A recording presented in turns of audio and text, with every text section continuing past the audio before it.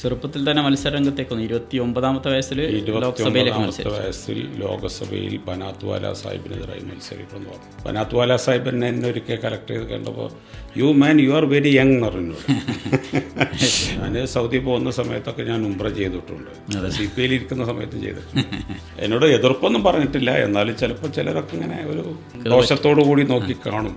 ഞാനവിടുന്ന് വണ്ടി കയറിയതിൻ്റെ ശേഷമാണ് അവർ അറിഞ്ഞത് ഈ വണ്ടി കയറ്റം പാണക്കാട്ടേക്കുള്ള യാത്രയാണ് എന്നവർ മനസ്സിലാക്കിയത്. സമാനതകളില്ലാത്ത നമ്മൾ പറയുമല്ലോ, അതിനപ്പുറത്തേക്ക് എന്തെങ്കിലും പറയാനുണ്ടെങ്കിൽ അത് തന്നെയാണ് മുസ്ലിം ലീഗിൻ്റെ പൊളിറ്റിക്സ്. മുസ്ലിം ലീഗ് എന്നൊക്കെ പറയുമ്പോൾ എന്നോട് തന്നെ പലരും ചോദിച്ചിരുന്നു, ഞാൻ തുറന്ന് പറയാം, എങ്ങനെയാണ് നിങ്ങൾ അങ്ങനെ അവിടെ നിൽക്കുക? കാരണം എത്ര കാലം അങ്ങനെയൊക്കെ നിന്നിട്ട്, പ്രത്യേകിച്ചൊരു മുസ്ലിം ലീഗ് എന്നൊക്കെ പറയുന്ന എന്തൊക്കെയാണ് ജീവിതത്തിലുണ്ടായ പ്രധാന മാറ്റങ്ങളായിട്ട് കാണുന്നത്? ജീവിതത്തിനൊരു അടുക്കും ചുറ്റും വന്നിട്ടുണ്ട്. അംഗനവാടിക്കാരെ സംഘടിപ്പിച്ചു, ആശാവർക്കർമാരെ സംഘടിപ്പിച്ചു, ഈ പറഞ്ഞ വഴിയോര കച്ചവടക്കാരെ സംഘടിപ്പിച്ചു, ഷോപ്പ് വർക്കേഴ്സിനെ സംഘടിപ്പിച്ചു. ഈ ഭരണം തീരുമാനിക്കുന്ന ഒരു 4-5% ഇൻഡിപെൻഡൻ്റ് ആയിട്ടുള്ള വോട്ടേഴ്സാണ്. ആ 4-5% മനസ്സിൽ കേരളത്തിലെ ഇടതുപക്ഷ മുന്നണി ഇല്ല എന്നുള്ളത് ഉറപ്പാണ്.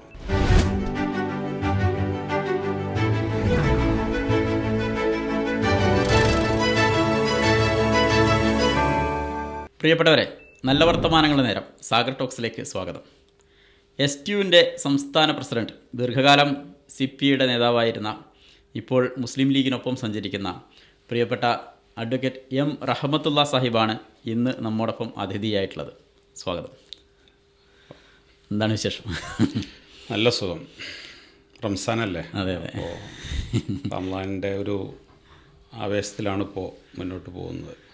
നമ്മൾ റഹ്മത്തുള്ള സാഹിബിൻ്റെ ഒരു ജീവിതം പറഞ്ഞുകൊണ്ട്, അതായത് ചെറുപ്പകാലത്ത് AISFൻ്റെ ഒക്കെ നേതാവായിട്ട് പൊതുപ്രവർത്തന രംഗത്ത് സജീവമായി വന്ന ആളാണ്. ആ ഒരു പാരമ്പര്യം, അതായത് AISFലേക്ക് വരാനുള്ള കാരണം, അതായത് ഒരു CPIക്കാരനാവാനുള്ള കാരണം, പിതാവിൻ്റെ കുടുംബത്തിൻ്റെ ഒക്കെ ഒരു ചരിത്രം, അതൊക്കെ പറഞ്ഞുകൊണ്ട് തുടങ്ങാം.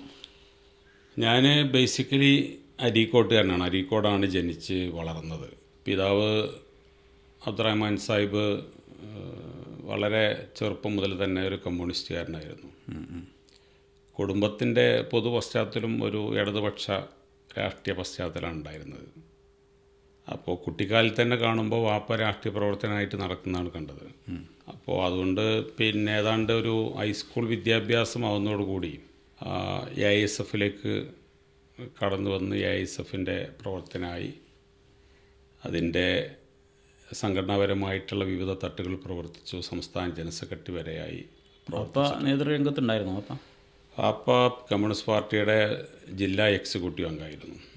ജില്ലയിലെ പരമോന്നത ബോഡി അതാണ്. അപ്പോൾ കുട്ടിക്കാലത്ത് നമ്മൾ കാണുന്നതൊക്കെ ഈ രാവിലെ എണീറ്റാൽ ഈ പ്രവർത്തനത്തിന് വേണ്ടി പോകുന്ന വാപ്പയാണ് നമ്മൾ സാധാരണ കാണാറുള്ളത്. പിന്നെ വാപ്പ വീട്ടിൽ വന്നാലും ഈ കാര്യങ്ങളൊക്കെ സംസാരിക്കും. രാഷ്ട്രീയം, അതുപോലെ തന്നെ പൊതുവായിട്ടുള്ള സാഹചര്യങ്ങളൊക്കെ ചെറുപ്പം മുതലേ സംസാരിക്കാറുണ്ട്. ഞാനും ചെറുപ്പത്തിൽ സ്കൂളിൽ പഠിക്കുന്നന്നേ ഈ എക്സ്ട്രാ കരിക്കുലർ ആക്ടിവിറ്റീസിൽ പൊതുവേ സജീവമായിരുന്നു. പാട്ട് പാടുക, പ്രസംഗത്തിൽ പങ്കെടുക്കുക. വിദ്യാർത്ഥിയായിരിക്കുന്ന സമയത്ത് സ്കൂൾ ലീഡറായിട്ട് തന്നെ പിന്നെ ഞാൻ തിരഞ്ഞെടുക്കപ്പെട്ടിട്ടുണ്ട്. പാട്ട് പാടുന്നുള്ള പുതിയ അറിവാണ്. പാട്ട് പാടിയിരുന്നു. അത് ഏതാണ്ട് ഒരു 10ാം ക്ലാസ് വരെ പാട്ട് മത്സരത്തിലൊക്കെ 1ാം സ്ഥാനം തന്നെ സ്കൂൾ മത്സരങ്ങളിലൊക്കെ കലോത്സവങ്ങളൊക്കെ കിട്ടാറുണ്ട്. പിന്നെ ഈ സ്വരം നന്നാവുമ്പോൾ പാട്ട് നിർത്തണം എന്ന് പറഞ്ഞ പോലെ അത് നിർത്തിവെച്ചതാണ്. പിന്നെ പ്രസംഗമായല്ലോ, അങ്ങനെയാണ് നമ്മൾ തുടങ്ങുന്നത്. അപ്പോൾ ബേസ് യഥാർത്ഥത്തിൽ വാപ്പാൻ്റെ ഒരു പാരമ്പര്യത്തിൽ നിന്നുണ്ടായിട്ടുള്ള ബേസാണ്. അങ്ങനെയാണ് വിദ്യാർത്ഥി രാഷ്ട്രീയത്തിലൂടെ കടന്നു വന്ന് പിന്നീട് മലപ്പുറത്ത് CPIൻ്റെ ജില്ലാ സെക്രട്ടറിയായി. 81 AISFൻ്റെ സംസ്ഥാന ജനറൽ സെക്രട്ടറിയായി. അന്ന് ഞാൻ ജനിച്ചിട്ടില്ല. അപ്പോൾ അത് കഴിഞ്ഞപ്പോൾ പിന്നെ കോളേജ് വിദ്യാഭ്യാസം ഏതാണ്ട് ഉപരിപഠനം കോഴിക്കോട് ലോ കോളേജ് വെച്ച് 1985. ഡിഗ്രി എവിടെയായിരുന്നു? Manjeri NSS college, zoology, BSc സോളജിക്ക്. ആ സമയത്താണ് അന്ന് യൂണിവേഴ്സിറ്റി യൂണിയൻ കൗൺസിലറായി. അതിനെ തുടർന്ന് യൂണിവേഴ്സിറ്റി യൂണിയൻ്റെ ജോയിൻറ്റ് സെക്രട്ടറിയായി. അന്ന് നമ്മളെ ഇന്നത്തെ ചെക്കുട്ടി ഉണ്ടല്ലോ, മാധ്യമ പ്രവർത്തകൻ, അദ്ദേഹമായിരുന്നു നമ്മളെ ചെയർമാൻ. പിന്നെ MSFൻ്റെ വയനാടുള്ള ഒരു നേതാവായിരുന്നു ജനറൽ സെക്രട്ടറി, ഞാൻ ജോയിൻറ്റ് സെക്രട്ടറി. അന്ന് സഖ്യം ഉണ്ടായിരുന്നു, ഒരു അലയൻസ് ഉണ്ടായിരുന്നു. അങ്ങനെയാണത് വന്നത്.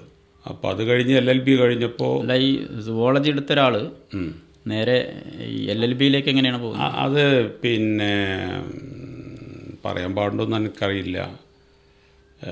ഈ പഠന കാര്യത്തിലൊക്കെ എൻ്റെ ഒരു പിൻബലം എൻ്റെ അമ്മാവൻ മുഹമ്മദ് കുട്ടിയായിരുന്നു.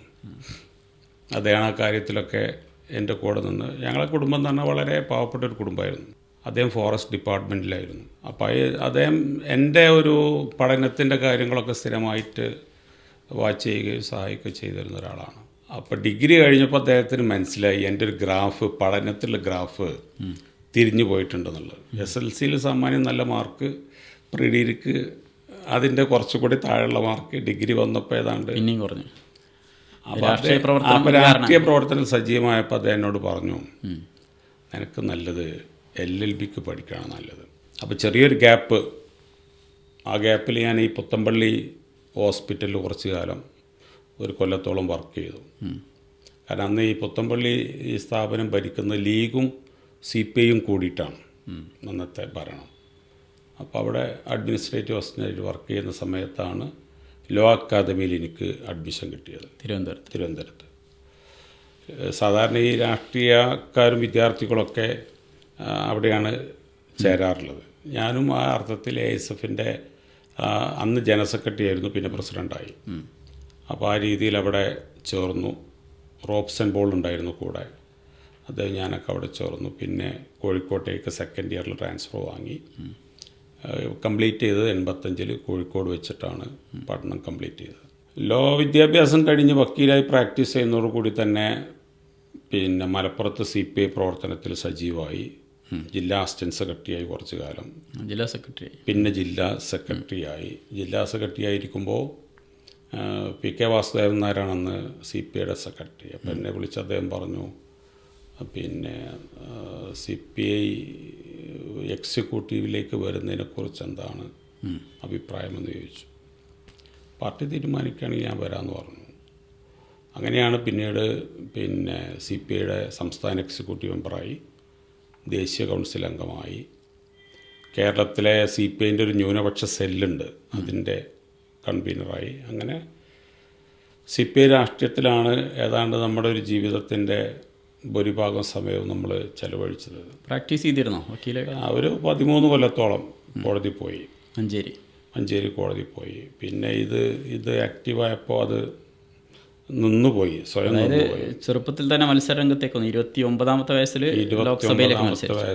ലോകസഭയിൽ ബനാത്വാല സാഹിബിനെതിരായി മത്സരിക്കണമെന്ന് പറഞ്ഞു. അതിൻ്റെ അനുഭവങ്ങളൊക്കെ എങ്ങനെയാണ്? അത് യഥാർത്ഥത്തിൽ ഈ ആ വയസ്സിൻ്റെ ഒരു പ്രത്യേകത ഉണ്ടല്ലോ, നല്ല ചെറുപ്പമല്ലേ. അപ്പോൾ ആ ചെറുപ്പം എന്ന നിലക്ക് ഞാൻ പൊന്നാനിയിലും CPMൻ്റെ അഡ്വക്കേറ്റ് സലാഹുദ്ദീൻ, അദ്ദേഹം മഞ്ചേരി മണ്ഡലത്തിലാണ് മത്സരിച്ചത്. 89. ഞങ്ങൾ രണ്ടുപേരും ഒരേ ഓഫീസിൽ നിന്നാണ്, ഒരേ കുടുംബത്തു നിന്നുമാണ്. അപ്പോൾ അതൊക്കെ ആ രീതിയിൽ അങ്ങനെ വലിയ വാർത്തയായിരുന്നു. അത് നല്ലൊരു എക്സ്പീരിയൻസ് ആയിരുന്നു. എന്തായാലും ഒരു ലോകസഭാ മണ്ഡലത്തിൽ മത്സരിക്കുക, ചെറുപ്പത്തിൽ തന്നെ മത്സരിക്കുക എന്നുള്ള നല്ല എക്സ്പീരിയൻസ് ആയിരുന്നു. ബനാത്വാല സാഹിബ് എന്നെ ഒരിക്കൽ കളക്ട് ചെയ്ത് കണ്ടപ്പോൾ, യു ആർ വെരി യങ് എന്ന് പറഞ്ഞോട്. അപ്പോൾ ആ മത്സരം നല്ല ഒരു സാമൂഹ്യ പ്രവർത്തനത്തിൽ, രാഷ്ട്രീയ പ്രവർത്തനത്തിൽ ഒരു വലിയ വെളിച്ചം കിട്ടിയിട്ടുള്ള മത്സരമാണ്. പിന്നെ 96 വീണ്ടും ബനാത്വാല സാഹിബ് ഒരു ഗ്യാപ്പിൽ വന്ന്, അപ്പോൾ അദ്ദേഹം മത്സരിച്ചപ്പോൾ വീണ്ടും പൊന്നാനി തന്നെ മത്സരിച്ചു. പിന്നെ 91 അതിൻ്റെ ഇടക്ക് ഈ നിയമസഭാ തെരഞ്ഞെടുപ്പ് നടന്നപ്പോൾ ബീരാൻ സാഹിബിനെതിരായിട്ട് തിരൂരങ്ങാടി പോയി മത്സരിച്ചു. ഏതാണ്ട് തെരഞ്ഞെടുപ്പ് വന്നാൽ ഒരു എന്താ പറയുക, അതിലൊരു കാൻഡിഡേറ്റ് ലിസ്റ്റിലുണ്ട് ഇരയായിരുന്നു നമ്മൾ യഥാർത്ഥത്തിൽ. മലപ്പുറത്തൊക്കെ മത്സരിക്കുമ്പോൾ എന്തായാലും അറിയാലോ, റിസൾട്ട് എന്താകുമെന്ന് ഉറപ്പിച്ച് മത്സരിക്കുന്ന സ്ഥലങ്ങളാണ് ഇടതുപക്ഷം സംബന്ധിച്ച് മലപ്പുറത്ത് ആ കാലത്തൊക്കെ ഉണ്ടായിരുന്നു. പിന്നെ 2009 ഈ പുതിയ ലോകസഭാ കോൺസ്റ്റിറ്റ്യുവൻസി വന്നപ്പോൾ വയനാടിൽ ഈ പറഞ്ഞതുപോലെ ഷാനവാസിനെതിരായിട്ടുള്ള മത്സരം നടത്തി. ഏതാണ്ട് വയനാട് ലോകസഭാ മണ്ഡലത്തിലെ തെരഞ്ഞെടുപ്പ് കഴിഞ്ഞ് തിരിച്ചു വരുന്ന സമയത്ത് തന്നെ മാനസികമായി പുതിയ രാഷ്ട്രീയ ബന്ധങ്ങളെക്കുറിച്ചുള്ള എന്താ പറയുക താല്പര്യങ്ങളൊക്കെ മനസ്സിൽ ഏതാണ്ട് അതിലേക്ക് വരാം. അതിനു മുമ്പ് ഈ പിന്നെ റഹ്മത്തുള്ളാഹി സാഹിബിൻ്റെ പ്രൊഫൈൽ നോക്കുമ്പോൾ ഒരുപാട് വിദേശ രാജ്യങ്ങൾ സന്ദർശിച്ചിട്ടുണ്ട്. ജർമ്മനി, നെതർലാൻഡ്, പിന്നെ ലിബിയ, ഈ പാർട്ടി ലെബനോൺ. അങ്ങനെ ഈ പാർട്ടിയുടെ ഭാഗമായിട്ടാണോ ആ യാത്രകളൊക്കെ ഉണ്ടായിരുന്നത്? സാമാന്യം ഏതാണ്ട് ഈ പറഞ്ഞ രാജ്യങ്ങളൊക്കെ ആ സമയത്ത് സന്ദർശിച്ചതാണ്. ഈവൻ ഈ സൗദി അറേബ്യ അടക്കം അന്നത്തെ ഒരു CPIക്ക് അവിടെ ഉണ്ടായിരുന്നൊരു സ്കെൽറ്റൻ ഓർഗനൈസേഷൻ ഉണ്ട്, അതിൻ്റെയൊക്കെ ഒരു ബന്ധത്തിലാണ് ഉണ്ടായത്. ഞാൻ സൗദി പോകുന്ന സമയത്തൊക്കെ ഞാൻ ഉംറ ചെയ്തിട്ടുണ്ട്, CPIയിൽ ഇരിക്കുന്ന സമയത്തും ചെയ്തിട്ടുണ്ട്. എന്നോട് എതിർപ്പൊന്നും പറഞ്ഞിട്ടില്ല, എന്നാലും ചിലപ്പോൾ ചിലരൊക്കെ ഇങ്ങനെ ഒരു എന്താ പറയുക ഒരു ദോഷത്തോടു കൂടി നോക്കി കാണും. ഫ്രാൻസ് അതുപോലെ തന്നെ യൂറോപ്യൻ രാജ്യങ്ങൾ പോയത് അന്നവിടെ ഒരു ഇൻ്റർനാഷണൽ ലോയേഴ്സ് കോൺഫറൻസ് ഉണ്ടായിരുന്നു. അത് ഈ CPIൻ്റെ ഒരു ഇന്ത്യൻ അസോസിയേഷൻ ഓഫ് ലോയേഴ്സ് എന്ന് പറയുന്ന സംഘടനയുടെ സ്റ്റേറ്റിലെ ചുമതലക്കാരൻ ഞാനായിരുന്നു. അപ്പോൾ ഞാനും എൻ്റെ കൂടെ ഏതാണ്ട് 10-20ഓളം ലോയേഴ്സും ഒരു സംഘമാണ് പോയത്. അതിലാണ് ഫ്രാൻസിൽ പോയത്, അതുപോലെ തന്നെ ജർമ്മനി തുടങ്ങിയിട്ടുള്ള രാജ്യങ്ങളൊക്കെ ആ സമയത്താണ് സന്ദർശിച്ചത്. അതിൻ്റെ ഇടയ്ക്ക് കല്യാണം കഴിച്ചതൊക്കെ കല്യാണം കഴിച്ചത് ഇപ്പോൾ ഡോക്ടർ സൂറബാനു, അതായത് അന്ന് ഡോക്ടറല്ല, അന്ന് അധ്യാപികയായിരുന്നു അവർ പൊതുവെ പഠനത്തിൽ കുറച്ച് അമിതമായ താല്പര്യമുള്ള ആളാണ്. ശരി. അപ്പം അതുകൊണ്ട് പിന്നെ പോസ്റ്റ് ഗ്രാജുവേഷൻ തന്നെ 3-4 പോസ്റ്റ് ഗ്രാജുവേഷൻ ഉണ്ട്, PhD MPhilൊക്കെ കഴിഞ്ഞു. അങ്ങനെ ഡോക്ടറേറ്റ് എടുത്തു. സൈക്കോളജി അധ്യാപിക കൂടിയായിരുന്നു. അത് കഴിഞ്ഞപ്പോഴാണ് ഇപ്പോൾ അവർ പ്രാക്ടീസ് തുടങ്ങിയിട്ടുണ്ട്, സൈക്കോളജിസ്റ്റായി പ്രാക്ടീസ് തുടങ്ങി. അവരെനിക്ക് കിട്ടിയത് യഥാർത്ഥത്തിൽ കോളേജിൽ നിന്നാണ്. ഞാൻ മഞ്ചേരി കോളേജിൽ പഠിക്കുന്ന സമയത്ത് അവർ ഉണ്ടായിരുന്നു. അങ്ങനെ കണ്ടുമുട്ടി ആ സ്നേഹബന്ധമാണ് യഥാർത്ഥത്തിൽ പിന്നെ എനിക്കവരെ ഭാര്യയായിട്ട് പിന്നീട് കിട്ടിയത്. മകൻ ഹാനി ബാംഗ്ലൂർ പിന്നെ അവിടെ ഈ ബിസിനസ് അനലിസ്റ്റായിട്ട്, ചീഫ് ബിസിനസ് അനലിസ്റ്റായിട്ട് വർക്ക് ചെയ്യുന്നുണ്ട്. മകൾ ഡോക്ടർ ഹാന, അവർ സോഫ്റ്റ്വെയർ ടെക്നോളജിയിൽ പിന്നെ PhD നേടിയിട്ടുള്ള ആളാണ്. അവർ വെസ്റ്റ് ലണ്ടൻ യൂണിവേഴ്സിറ്റി, അത് റാസൽ കൈമീരാണ്, അതിൻ്റെ ഒരു ചാപ്റ്റർ ഉണ്ട്, അവിടെ ബ്രാഞ്ച് ഉണ്ട്, അവിടെ അസിസ്റ്റൻറ്റ് പ്രൊഫസറായിട്ട് വർക്ക് ചെയ്യുന്നു. മകൻ്റെ ഭാര്യ അതുപോലെ തന്നെ ഈ മുക്കത്തുള്ള ആളാണ്, മൊയ്തീൻ്റെ കുടുംബത്തിൽപ്പെട്ട ആളാണ്. അവരെ പിന്നെ ബാംഗ്ലൂർ വർക്ക് ചെയ്യുന്നുണ്ട്. മരുമകൻ ഷബീബ്, അവരും അതുപോലെ അവിടെ വർക്ക് ചെയ്യുന്നുണ്ട്. രണ്ടാൾക്കും കൂടി 3 പേരക്കുട്ടികളുണ്ട്. ഇപ്പോഴത്തെ ഒരു ജീവിതത്തിൻ്റെ ഒരു വലിയ എന്താ പറയുക ഹരം എന്ന് പറയുന്നത് ഈ പേരക്കുട്ടികളാണ്. നമ്മളെ നല്ല കാലത്തൊന്നും മക്കളെ കാണാനും നോക്കാനൊന്നും ഒരു പൊതുപ്രവർത്തകർക്ക് സാധിക്കുന്നില്ല എന്നുള്ളത് വളരെ യാഥാർത്ഥ്യമാണ്. അതൊരുപാട് അനുഭവിച്ച ആളാണ് ഞാൻ. നമ്മളെ ഭാര്യ തന്നെ ആ കാര്യത്തിലൊക്കെ ഒരുപാട് പ്രയാസങ്ങൾ നേരിട്ടുണ്ടാവും. കാരണം ഒരു കമ്മ്യൂണിസ്റ്റുകാരനായിട്ടുള്ള പൊതുപ്രവർത്തകൻ്റെ കയ്യിലേക്ക് കിട്ടുകൂടി ചെയ്യുമ്പോൾ അതിൻ്റെയൊക്കെ പ്രയാസങ്ങൾ, ത്യാഗങ്ങളൊക്കെ ഒരുപാട് സഹിച്ചിട്ടുള്ള ആൾക്കാരാണ് കുടുംബം. ഇന്നെല്ലാം വളരെ ഭംഗിയായി അള്ളാഹുവിൻ്റെ കൃപയോട് കൂടി എല്ലാം നന്നായി നടന്നു പോകുന്നുണ്ട്. ഈ സൗദിയിൽ പോയപ്പോൾ ഉംറക്ക് പോയി എന്ന് പറഞ്ഞു. അപ്പോൾ ഈ CPIയുടെ ഒരു നേതൃസ്ഥാനത്തിരിക്കുന്ന ഒരാൾ, അപ്പോൾ ഞാനതാണ് ശ്രദ്ധിച്ചത്. അതായത് ഇപ്പോൾ അതിനകത്ത് പിന്നെ ഭൗതികവാദം, ഡയലക്റ്റിക്കൽ മെറ്റീരിയലിസം എന്നൊക്കെ പറഞ്ഞിട്ട് നമ്മൾ ക്ലാസ് എടുക്കാറുണ്ടല്ലോ. അപ്പോൾ ഈ ക്ലാസ്സൊന്നും ഈ നേതാവിന് കിട്ടിയിരുന്നില്ലേ എന്നുള്ളൊരു ചോദ്യമുണ്ട്. ഞാൻ പറഞ്ഞില്ല, നമ്മൾ വളർന്നൊരു പശ്ചാത്തലത്തിൽ യഥാർത്ഥത്തിൽ ഈ ഭൗതികവാദം മനസ്സിലാക്കിയിട്ടല്ലല്ലോ പലരും കമ്മ്യൂണിസ്റ്റ് പാർട്ടിയായിട്ട് ബന്ധപ്പെട്ട് പ്രവർത്തിക്കുന്നത്. ഇപ്പോഴും അങ്ങനെ തന്നെയാണ് എൻ്റെ വിശ്വാസം. കുടുംബ പശ്ചാത്തലം അതാണ്. വളരെ സ്ട്രോങ് ആയിട്ടുള്ള പള്ളി അപ്പുറത്തുപ്പുറത്ത് നിൽക്കുന്ന ആൾക്കാർ നമ്മളൊക്കെ. അപ്പോൾ CPIയിൽ ചേർന്നത് കൊണ്ട് നമുക്ക് നമ്മുടെ ഒരു വിശ്വാസം ഉപേക്ഷിക്കാൻ സാധിച്ചിട്ടില്ല. സത്യത്തിൽ എൻ്റെ വാപ്പ സോവിയറ്റ് യൂണിയനിൽ പോയിട്ട് ഈ കമ്മ്യൂണിസ്റ്റ് പാർട്ടി പിന്നെ എന്താ പഠനത്തിൽ 6 മാസം അന്ന് മോസ്കോ ഒളിമ്പിക്സ് നടന്ന അവിടെയായിരുന്നു വാപ്പയൊക്കെ. പക്ഷെ വാപ്പ ഹജ്ജ് ചെയ്തിട്ടാണ് വാപ്പ മരിച്ചത്. വാപ്പ ഹജ്ജ് ചെയ്തിട്ടുണ്ട്. ഉറച്ച വിശ്വാസിയായിരുന്നു വാപ്പ. അപ്പോൾ എനിക്ക് തോന്നുന്നൊരു പ്രാക്ടിക്കൽ പൊളിറ്റിക്സ് എന്നുള്ള നിലക്ക് പ്രായോഗികമായ രാഷ്ട്രീയത്തിൽ മനുഷ്യൻ്റെ ജീവിതവുമായി ബന്ധപ്പെട്ട പ്രശ്നങ്ങളിലുള്ളൊരു സമീപനത്തിൻ്റെ അടിസ്ഥാനത്തിലാണ് പലരും അതായിട്ട് ബന്ധപ്പെടുന്നത്. നമ്മളൊക്കെ അങ്ങനെ ബന്ധപ്പെട്ടിരുന്നത്.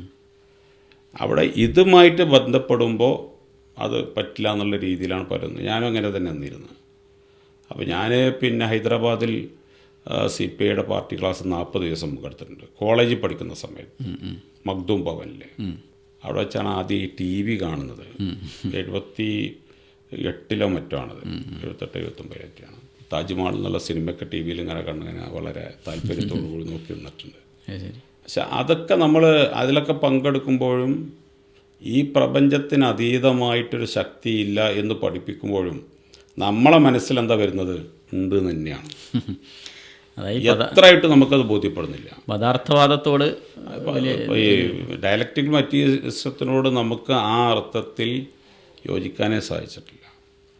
ഇനി അതൊന്നുകൂടി എക്സ്പാൻഡ് ചെയ്ത് പറയുകയാണെങ്കിൽ യഥാർത്ഥത്തിൽ ആ ഒരു എന്താ പറയുക മനസ്സിലുള്ള ഉറച്ച വിശ്വാസ ദാർഢ്യമാണ് യഥാർത്ഥത്തിൽ എന്നാൽ തൽക്കാലം നമുക്ക് അതൊക്കെ ഉള്ള ഒരു ഇതിലേക്ക് എത്താം എന്നുള്ള നിലയ്ക്ക് എത്തിയെന്നാണ് ഞാൻ പലപ്പോഴും കാണാറുള്ളത്. അതെ, ഈ ട്രാൻസ്ഫോർമേഷൻ ഒരു പ്രധാന കാരണം അതായിരിക്കാം. എൻ്റെ ട്രാൻസ്ഫോർമേഷനിൽ രാഷ്ട്രീയ കാരണങ്ങളുണ്ട്. എന്നാൽ ഞാൻ എപ്പോഴും ആലോചിച്ചൊരു കാര്യം എന്താ വെച്ചാൽ നമുക്ക് നമ്മളെ വിശ്വാസ പ്രമാണങ്ങളൊക്കെ ആയിട്ട് അതിൽ ആരോടും മറച്ച് വെക്കാതെ നടക്കാമല്ലോ. അതെ അതെ. ഇപ്പം ഞാൻ ഉംറ ചെയ്തു, ആ കാലത്ത് ഉംറ ചെയ്തു എന്ന് പറയുമ്പോൾ അതൊന്നും അത്ര പരസ്യമൊന്നുമല്ല. ഞാൻ പോയി, ഞാൻ ചെയ്തു, പലർക്കും അതറിയാം. ചോദിച്ചിട്ട് കാര്യമില്ല എന്നുള്ളതുകൊണ്ട് പലരും ചോദിക്കാൻ വന്നിട്ടില്ല, അത്രേ ഉള്ളത്. അതായത് കമ്മ്യൂണിസത്തോട് നീതി പുലർത്താൻ സാധിക്കില്ല എന്നുള്ളതാണ്. കമ്മ്യൂണിസത്തിൻ്റെ ഈ പറഞ്ഞതിനോട് നമുക്ക് ഒരു കാലത്തും നീതി പുലർത്താൻ സാധിച്ചിട്ടില്ല. ഇതിങ്ങനെ തന്നെ സ്വയം ഉണ്ടായതാണ്, ആരുണ്ടാക്കിയതല്ല എന്നുള്ള അതിനോടൊന്നും ഒരിക്കലും നമുക്ക് നീതി പുലർത്തി മുന്നോട്ട് പോകാൻ സാധിച്ചിട്ടില്ല.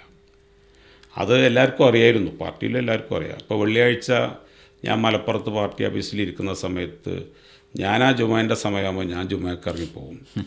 അപ്പോൾ ആൾക്കാരിങ്ങനെ നോക്കി ചിരിക്കും പലരും. പക്ഷെ പോകാത്ത ആൾക്കാരുണ്ടാവും, കുറ്റം പറയെല്ലാം ഉണ്ടാവും. അപ്പോൾ പള്ളിയിൽ പോകുന്നൊരു പാർട്ടി നേതാവ് എന്നുള്ളവർക്ക് ഇങ്ങനെ അതിനൊക്കെ കാണാറുണ്ടായിരുന്നു എന്നാണ് എനിക്ക് തോന്നിയിട്ടുള്ളത്.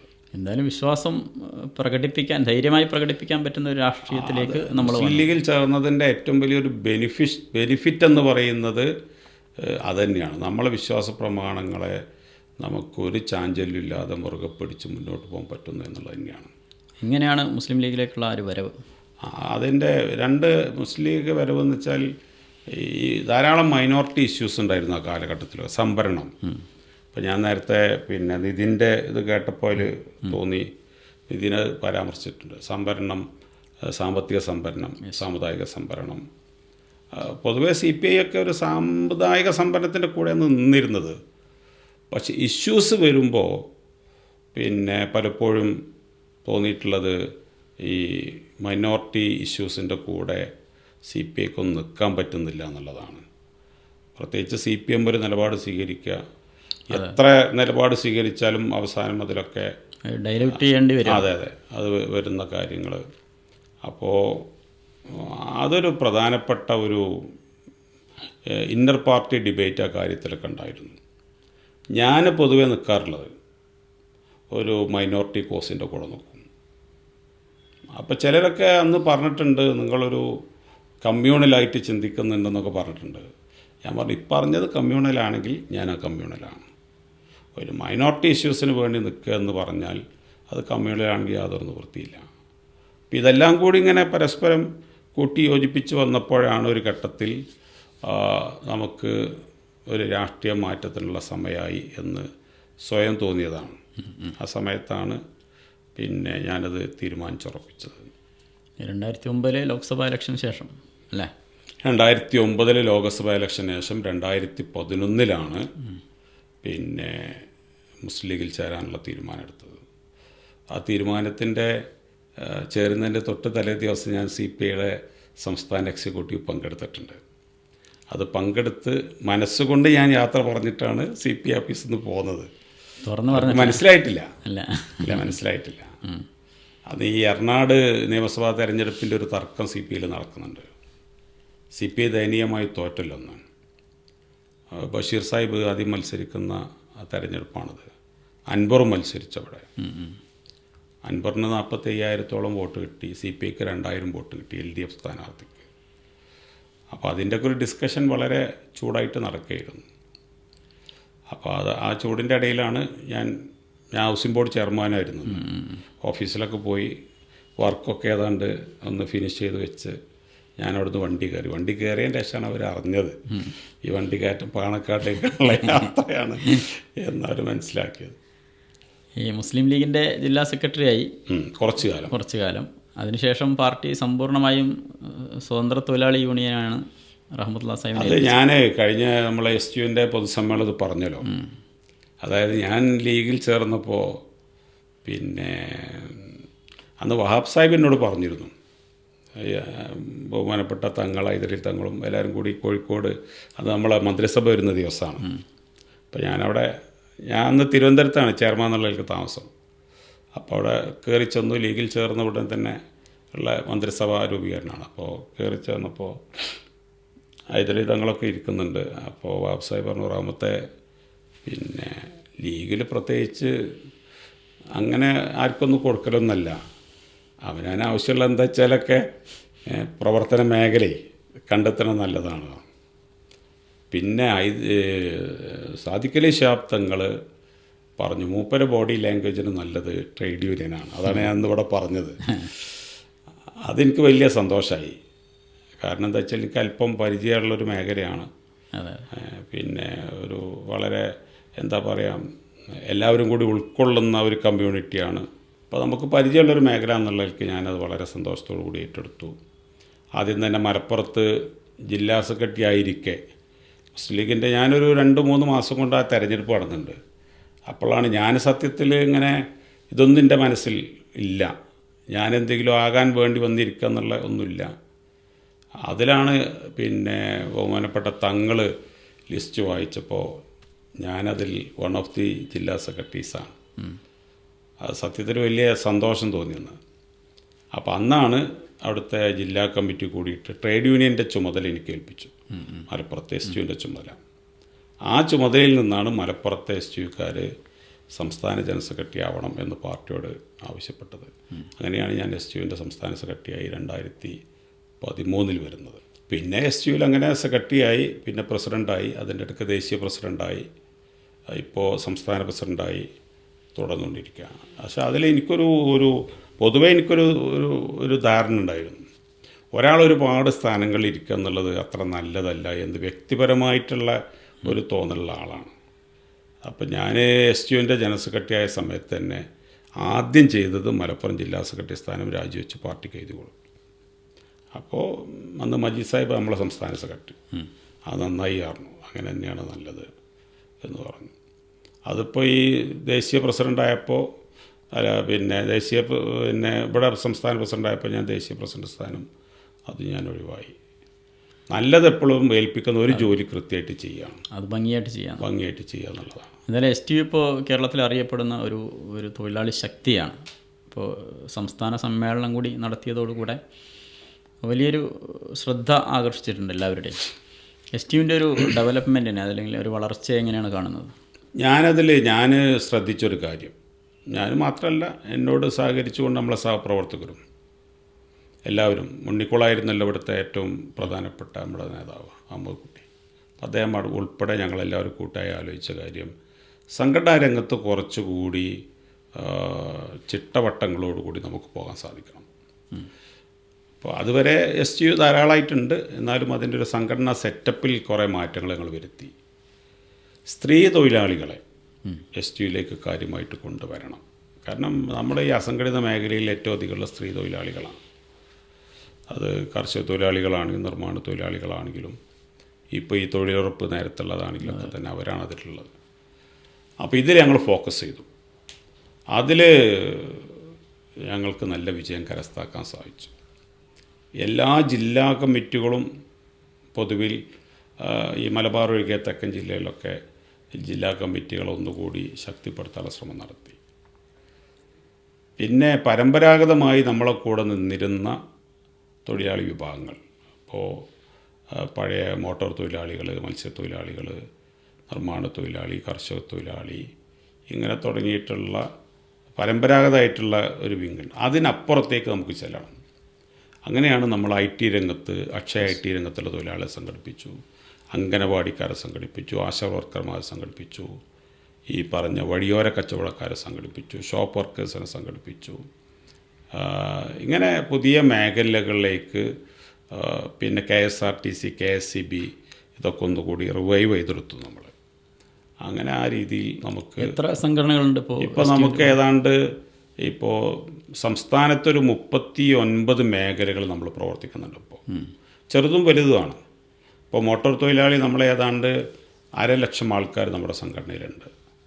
നിയർലി അത്ര തന്നെ നിർമ്മാണ തൊഴിലാളികളുണ്ട്. കർഷക തൊഴിലാളികൾ തൊട്ടടുത്തുണ്ട്.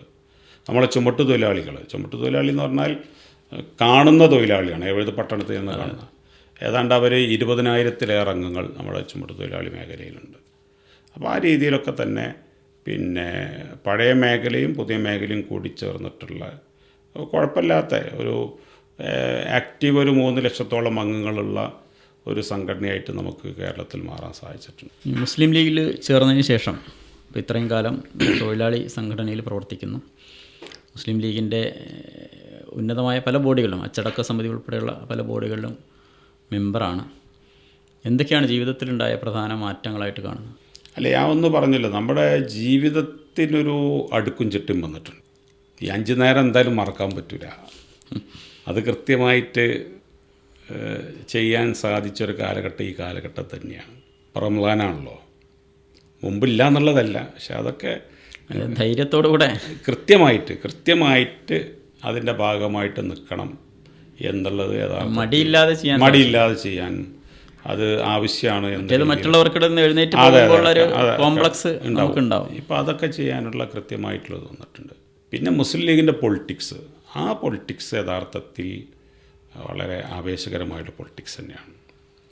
ഈ സമാനതകളില്ലാത്ത നമ്മൾ പറയുമല്ലോ, അതിനപ്പുറത്തേക്ക് എന്തെങ്കിലും പറയാനുണ്ടെങ്കിൽ അത് തന്നെയാണ് മുസ്ലിം ലീഗിൻ്റെ പൊളിറ്റിക്സ്. മുസ്ലിം ലീഗ് എന്നൊക്കെ പറയുമ്പോൾ എന്നോട് തന്നെ പലരും ചോദിച്ചിരുന്നു, ഞാൻ തുറന്ന് പറയാം, എങ്ങനെയാണ് നിങ്ങൾ അങ്ങനെ അവിടെ നിൽക്കുക? കാരണം എത്ര കാലം അങ്ങനെയൊക്കെ നിന്നിട്ട്, പ്രത്യേകിച്ച് ഒരു മുസ്ലിം ലീഗ് എന്നൊക്കെ പറയുന്ന പിന്നെ ഞാൻ ഇത് കുറേ നേരത്തെ വാച്ച് ചെയ്ത് തുടങ്ങിയിട്ടുണ്ട്. അപ്പോൾ നമ്മളൊക്കെ ഒരു പ്രായക്കാരനെങ്കിൽ പോലും നമ്മൾ കണ്ട് ശീലിച്ചിരുന്ന ഒരാൾ ഇന്നത്തെ മുസ്ലിം ലീഗ് പ്രസിഡന്റ് സാദിഖ് അലി ശിഹാബ് തങ്ങളാണ്. ഞാൻ ലീഗ് ചേർന്നതിന് മുമ്പ് തന്നെ അദ്ദേഹമായിട്ടുള്ള ബന്ധങ്ങൾ പിന്നെ നിലനിർത്തിയിരുന്നു. ഹൗസിംഗ് ബോർഡിലൊക്കെ ഇരിക്കുന്ന സമയത്ത് സദാ ഏത് ആഘോഷം വന്നാലും അദ്ദേഹത്തിന് ഗ്രീറ്റിങ്സ് അയക്കാറുണ്ട്. അദ്ദേഹത്തിൻ്റെ യാത്രകളൊക്കെ ശ്രദ്ധിച്ചിരുന്നു. ചില ടേബിൾ ടോക്കിലൊക്കെ അപ്പുറത്തുള്ള ആളുകളിലേക്ക് പങ്കെടുത്തിരുന്നു. പിന്നെ ഈ പാണക്കാട് കുടുംബം ഈ കേരളത്തിൻ്റെ പൊതുരാഷ്ട്രീയത്തിൽ ചെലുത്തിക്കൊണ്ടിരിക്കുന്നൊരു സ്വാധീനമുണ്ട്. അത് മുസ്ലിം ലീഗ് എന്ന നിലക്ക് മാത്രമല്ല, ഈ കേരളത്തിൻ്റെ നിലനിൽപ്പിന് കേരളം ആശ്രയിക്കുന്ന ഒരു കുടുംബം എന്നുള്ളത് പണ്ടേ ബോധ്യപ്പെട്ടതാണ്. എല്ലാവരും അങ്ങോട്ട് ചെല്ലുകയാണ്. ഇപ്പോൾ ഒരു കമ്മ്യൂണിസ്റ്റ് നേതാവിൻ്റെ വീട്ടിലേക്ക് ഇങ്ങനെ ആൾക്കാർ രാവിലെ ചെല്ലാറില്ലല്ലോ. അപ്പോൾ അതിൻ്റെയൊക്കെ ഒരു പ്രത്യേകത, അത് യഥാർത്ഥത്തിൽ ഇപ്പോൾ നല്ലോണം ആസ്വദിക്കാൻ സാധിച്ചു എന്നുള്ളതാണ്. പണ്ട് ദൂരെ നിന്ന് കാണാനും കേൾക്കാനും സാധിച്ചിട്ടുള്ളൂ എന്നുള്ളത് പിന്നെ അടുത്തുനിന്ന് ആസ്വദിക്കാൻ സാധിച്ചു. വലിയ തങ്ങളിപ്പോൾ പിന്നെ മുഹമ്മദ് അലി ശിഹാബ് തങ്ങളായിട്ട് വളരെ വിട്ട ബന്ധങ്ങളുണ്ടായിരുന്നുള്ളൂ, കാണാറുണ്ട് പിന്നെ എന്നുള്ളത് അപ്പുറത്തേക്ക്. അത് പിന്നെ തുടങ്ങിയത് ബഹുമാന്യനായ ഹൈദരലി ശിഹാബ് തങ്ങളുടെ കാലത്താണ്. പിന്നെ അതിൽ കുറച്ചുകൂടി പ്രായം കൊണ്ട് നമുക്കടുത്ത് നിൽക്കാൻ പറ്റുന്നൊരു തലമുറ എന്നുള്ളതിലേക്ക് സാദിഖ് അലി ശിഹാബ് തങ്ങളുടെ നേതൃത്വം ആ തലമുറയായിട്ട് ബന്ധപ്പെട്ട് നിൽക്കുക എന്നുള്ളത് വലിയ എക്സ്പീരിയൻസാണ് യഥാർത്ഥത്തിൽ. ഇപ്പോൾ കേരളത്തിൽ ഈ ജീവകാരുണ്യ പ്രവർത്തനങ്ങളിലൊക്കെ ലീഗ് നടത്തുന്നതിന് തുല്യമായിട്ടുള്ള പ്രവർത്തനം ലോകത്തൊരു രാജ്യത്തുണ്ടാവില്ല എന്നുള്ള അഭിപ്രായക്കാരനാണ്. അതിപ്പോൾ ഒരു മുഖസ്തുതി ആയിട്ട് പറയുന്നതല്ല, ഉണ്ടാവില്ല, അങ്ങനെ കഴിയുന്നില്ല. പക്ഷെ അതിൻ്റെ ഒരു കാരണം എന്താ വെച്ചാൽ നമ്മളെ വിശ്വാസം കൂടിയാണ്, അതും നല്ല ബോധ്യമുള്ള കാര്യമാണ്. അപ്പോൾ അതൊരു നല്ല റിച്ചായിട്ടുള്ള എക്സ്പീരിയൻസാണ്. അത് വളരെ പിന്നെന്താ പറയുക, ആസ്വദിച്ച് മുന്നോട്ട് പോകാൻ പറ്റിയിട്ടുള്ള, രാഷ്ട്രീയത്തിൽ ആസ്വദിച്ച് മുന്നോട്ട് പോകാൻ പറ്റിയിട്ടുള്ള നിലപാടാണ് ലീഗിൻ്റെ നിലപാട്. പിന്നെ മുസ്ലിം ലീഗ് എന്ന് പറയുന്നതുണ്ടെങ്കിൽ പോലും അതൊക്കെ ഒരു കാലഘട്ടത്തിൻ്റെ സൃഷ്ടിയാണെന്ന് ഞാൻ മനസ്സിലാക്കുന്നത്. അങ്ങനത്തെ ഒരു പേരും കാര്യങ്ങളൊക്കെ സന്ദർഭത്തിൻ്റെ സൃഷ്ടിയാണ്. പക്ഷേ ലീഗിൻ്റെ നിലപാടുകളിൽ യഥാർത്ഥത്തിൽ അങ്ങനൊരു എന്താ പറയുക ഒരു വിഭാഗീയത ഇല്ല എന്നുള്ള ഉറച്ച വിശ്വാസമുണ്ട്. ലീഗ് മൈനോറിറ്റീസിൻ്റെ കോസിന് വേണ്ടി നിൽക്കുന്ന പാർട്ടിയാണ്. പക്ഷേ അതല്ല പൊതുസമൂഹത്തിൻ്റെ താല്പര്യം, നിലനിൽപ്പ് കാര്യങ്ങളൊക്കെ തന്നെ അതാണ് അതിൻ്റെ പ്രത്യേകതയായിട്ട് ഞാൻ കാണുന്നത്. ഈ CPIയുമായിട്ടാണ് കൂടുതൽ ബന്ധം ഉണ്ടായിരുന്നത്. ഇപ്പോൾ CPIയെക്കുറിച്ചുള്ള ഈ അടുത്തുള്ളൊരു പ്രധാനപ്പെട്ട വിമർശനം CPMൻ്റെ ഒരു ഘടകം പോലെയായി, അതായത് ഒരു വ്യക്തിത്വമില്ലാത്ത പാർട്ടിയായി മാറി എന്നുള്ളൊരു ആക്ഷേപം CPIക്കാർ തന്നെ ഉന്നയിക്കുന്നുണ്ട്. ഇപ്പോൾ പ്രശാന്ത് ഇഴവനെ പോലുള്ള ആളുകൾ നമ്മളോട് തന്നെ പങ്കുവച്ചൊരു കാര്യം അതാണ്. ആ ഒരു പാർട്ടിയുടെ ഒരു ഭാവിയെക്കുറിച്ച്, അല്ലെങ്കിൽ എന്താണ് ഇപ്പോൾ ഇടതുപക്ഷത്ത് ആ പാർട്ടിക്ക് വല്ല പ്രസക്തി ഇല്ലാതായിപ്പോയോ, എന്താണ് ഇപ്പോഴത്തെ ഒരു പഴയ CPIക്കാരൻ എന്നുള്ള നിലക്കുള്ളൊരു കാഴ്ചപ്പാട്? ഈ പഴയ CPI എന്ന് പറയുമ്പോൾ കുറച്ചുകൂടി ഡെപ്തുള്ള പാർട്ടിയായിരുന്നു. ഇത് സംഘടനാപരമായിട്ടും ഒക്കെ തന്നെ കുറേ കൂടി ആഴത്തിൽ വേറുള്ള പാർട്ടിയായിരുന്നു. ഇപ്പോൾ ഇന്ത്യയിലെ കമ്മ്യൂണിസ്റ്റ് പാർട്ടി എന്നുള്ളതിലേക്ക് 23 സീറ്റോ മറ്റോ പാർലമെൻറ്റിലുള്ള ഒരു കാലഘട്ടം എനിക്ക് ഓർമ്മയുണ്ട്. നമ്മളെ കുട്ടിക്കാലാണ് അതൊക്കെ. അതിന് ശേഷം എന്താ വെച്ചാൽ CPI സംഘടനാപരമായി പതുക്കെ ക്ഷയിച്ച് പോയിക്കൊണ്ടിരിക്കുകയാണ്. പണ്ടത്തെ ഒരു മാസ് ബേസും CPIക്ക് ഇന്ത്യയിലൊരു സംസ്ഥാനത്തുനിന്നില്ല. അത് CPMനും അറിയാം. അപ്പോൾ CPM വരച്ച സ്ഥലത്ത് ഏതാണ്ട് CPIയെ കിട്ടും എന്നുള്ളത് CPMന് നല്ല ധാരണയുണ്ട്. ഇപ്പോൾ ഇന്ത്യയിലെ ഒരു പ്രമുഖ കമ്മ്യൂണിസ്റ്റ് പാർട്ടിയായിട്ട് അവരെയാണല്ലോ ഇപ്പോൾ എല്ലാവരും കാണുന്നത്. അവർക്ക് ഭരണമുണ്ട്, സ്വാധീനമൊക്കെ ഉണ്ട്. അപ്പോൾ നിലപാടുകളിലും അതുപോലെ തന്നെ പണ്ടത്തതൊരു കാർക്കശ്യം ഇപ്പോൾ പറയാറുണ്ട് എങ്കിൽ പോലും അതിൻ്റെ ഫൈനൽ റിസൾട്ട് എല്ലാവർക്കും അറിയാം, അത് ഡൈലൂട്ട് ചെയ്ത് പോകുന്നുള്ള അറിയാം. എന്നാൽ പണ്ട് അങ്ങനെയല്ല, ഒതുങ്ങിപ്പോയി. അതെ, പണ്ട് അങ്ങനെയല്ല. പണ്ട് അത് PK വാസുദേവൻ നായരാണെങ്കിലും വെളിയം ഭാർഗവനാണെങ്കിലും ഒക്കെ തന്നെ ഒരു നിലപാട് സ്വീകരിച്ചാൽ ആ നിലപാടിലേക്ക് CPMന് വരേണ്ട ഒരു സ്ഥിതി ഉണ്ടായിരുന്നു. ആ അവസ്ഥ ഒന്ന് മാറിയിട്ടുണ്ട്. അത് CPI നേരിടുന്ന ഒരു വലിയ പ്രതിസന്ധി തന്നെയാണ്. CPI നിലനിൽക്കണമെങ്കിൽ മാറി ചിന്തിക്കേണ്ടി വരും എന്ന് തോന്നുന്നുണ്ടോ? CPI ഏറ്റവും നല്ലത് ഒരു രാജ്യത്ത് 1-2 കമ്മ്യൂണിസ്റ്റ് പാർട്ടികൾക്ക് ഒരിക്കലും നിൽക്കാൻ പറ്റില്ല. കുറേ കാലം ഐക്യമുന്നണിയുടെ കൂടെ നിന്ന പാർട്ടിയാണല്ലോ. പിന്നെ രണ്ടെന്താ വെച്ചാൽ പിന്നെ CPI വളർന്നതൊക്കെ ഇപ്പുറത്തുള്ള സമയത്താണ്. ഇപ്പുറത്തെ ഐക്യമുന്നണി രാഷ്ട്രീയത്തിൻ്റെ ഭാഗമായിട്ടുള്ള സമയത്ത് മുഖ്യമന്ത്രി ആയതാണ്. അതിനുശേഷം ഗ്ലോറിയസ് പാസ്റ്റ് എന്ന് പറയുന്നതാണ് CPIൻ്റെ. എല്ലാം ഞാൻ മനസ്സിലാക്കുന്നത് പിന്നെ അന്നത്തെ ഒരു ഐക്യമുന്നണി ബന്ധത്തിൻ്റെ മാധുര്യം അന്നത്തെ കാലത്തെ എനിക്ക് ഈ പറഞ്ഞ എല്ലാ നേതാക്കന്മാരായിട്ട് ഏറ്റവും അടുത്ത ബന്ധം ഉണ്ടായിരുന്നു. PK വാസുദേവൻ നായരാട്ടെ, വെളിയം ഭാർഗവനാട്ടെ. വെളിയം ഭാർഗവൻ എന്നൊക്കെ പറഞ്ഞാൽ അങ്ങനെ മക്കളെപ്പോലെ നമ്മളൊക്കെ കൊണ്ടു നടന്നിരുന്ന ആൾക്കാരാണ്. പിന്നെ AB ബർദൻ. പിന്നെ യഥാർത്ഥത്തിൽ ഒരു ഭരണത്തിൻ്റെ ഒരു ഐക്യമുന്നണി രാഷ്ട്രീയത്തിൻ്റെ മധുരം എന്ന് പറയുന്നത് എനിക്കിപ്പോൾ ഉറപ്പാണ് CPIക്കാരൻ്റെ മനസ്സിൽ അന്നത്തെ ഐക്യമുന്നണിയാണ്. UDFിലേക്ക് വന്നാൽ ചിലപ്പോൾ ആ ഒരു പഴയ പ്രതാപത്തിലേക്ക് എത്താൻ കഴിയും. വളരെ വലിയ, പ്രത്യേകിച്ച് കേരളത്തിലെ ഒരു രാഷ്ട്രീയ സാഹചര്യത്തിൽ ഇന്നത്തെ CPMൻ്റെ നിലപാടുകളും പ്രവർത്തന രീതികളൊക്കെ വെച്ച് വലിയൊരു ഫ്യൂച്ചർ യഥാർത്ഥത്തിൽ ഇപ്പുറത്ത് വന്നാലുണ്ടാകും എന്നുള്ളൊരു തോന്നലുണ്ട്. CPM ഒരു തീവ്ര വലതുപക്ഷത്തേക്ക് പോകുന്ന ഒരു രാഷ്ട്രീയ സാഹചര്യം കൂടിയുണ്ട്. അത് CPI ഇടയ്ക്കൊക്കെ പറഞ്ഞു നോക്കാറുണ്ട്. അവരെ നിലപാടിനെ കുറിച്ചുള്ള ബിനോയ് വിശ്വൊക്കെ തന്നെ അതിൽ വിമർശനങ്ങൾ ഉന്നയിക്കാറുണ്ട്. പക്ഷെ അവരിപ്പോൾ ഈ ഇടതുപക്ഷ ജനാധിപത്യ മുന്നണി എന്നിങ്ങനെ പറഞ്ഞ് നടക്കുന്നത് കൊണ്ടുള്ള ഒരു പ്രയാസമാണ് അവർക്കുള്ളത്. അല്ലെങ്കിലൊക്കെ എന്തോ അവർ മാറി ചിന്തിച്ചിട്ടുണ്ടാവും. UDFിൻ്റെ സാധ്യതകളെ എങ്ങനെയാണ് വിലയിരുത്തുന്നത്? പുതിയ ഈ വരുന്ന തെരഞ്ഞെടുപ്പുമായി UDFന് നല്ല സാധ്യത കേരളത്തിൽ തെളിഞ്ഞു വന്നിട്ടുണ്ടെന്നാണ് തോന്നൽ. ഫസ്റ്റ് റീസൺ എന്താ വെച്ചാൽ, ഒന്ന് LDF സർക്കാരിൻ്റെ ജനങ്ങൾക്ക് മടുത്തു കഴിഞ്ഞിട്ടുണ്ട്. പിന്നെ രണ്ടാമത്തെ എന്താ വെച്ചാൽ അതിൻ്റെ നേതൃത്വത്തിലിരിക്കുന്ന CPM. ഞാൻ ഒരിക്കൽ ഒരു ഫേസ്ബുക്ക് പോസ്റ്റിൽ ഇട്ടിരുന്നത്, അപ്പോൾ എല്ലാവരും കൂടി കൊല്ലാൻ വെക്കണ മാതിരി വെച്ചു അവസാനം. അതായത് CPM ഇനി അധികാരത്തിൽ വരരുത് എന്നാഗ്രഹിക്കുന്നത് യഥാർത്ഥ CPMകാരാണ്. അങ്ങനെ വന്നാൽ ആ പാർട്ടി ഉണ്ടാവില്ല എന്ന് അവർക്ക് ബോധ്യമാണ്. പറഞ്ഞവരൊക്കെ ഇപ്പോൾ ആക്രമിക്കപ്പെട്ടുകൊണ്ട് എല്ലാം ആക്രമിച്ചുകൊണ്ടിരിക്കുകയാണ്, എല്ലാവരെയും ആക്രമിച്ചുകൊണ്ടിരിക്കുകയാണ്. ഒരുപാട് സാംസ്കാരിക നായകന്മാർ പറഞ്ഞിട്ടുണ്ട്. ഒരുപാട് സാംസ്കാരിക നായകന്മാരുണ്ട്. അവരെ തന്നെ പാർട്ടിയിലെ പലരും ഇപ്പോൾ ഏതാണ്ട് ആ പാർട്ടി വിട്ട് സ്വതന്ത്രരായിട്ടോ അല്ല ഒക്കെ നിൽക്കണം എന്നുള്ള ആഗ്രഹക്കാരാണ്. അപ്പോൾ കേരളത്തിൻ്റെ ഒരു പിന്നെ രാഷ്ട്രീയത്തിൽ ഈ ഭരണം തീരുമാനിക്കുന്ന ഒരു 4-5% ഇൻഡിപെൻഡൻ്റ് ആയിട്ടുള്ള വോട്ടേഴ്സാണ്. അങ്ങനെ എടുക്കുക നമ്മൾ 40% കഴിഞ്ഞാൽ ഒരു 4-5% എവിടെ നിൽക്കുന്നുള്ള ആ 4-5% മനസ്സിൽ കേരളത്തിൽ ഇടതുപക്ഷ മുന്നണി ഇല്ല എന്നുള്ളത് ഉറപ്പാണ്.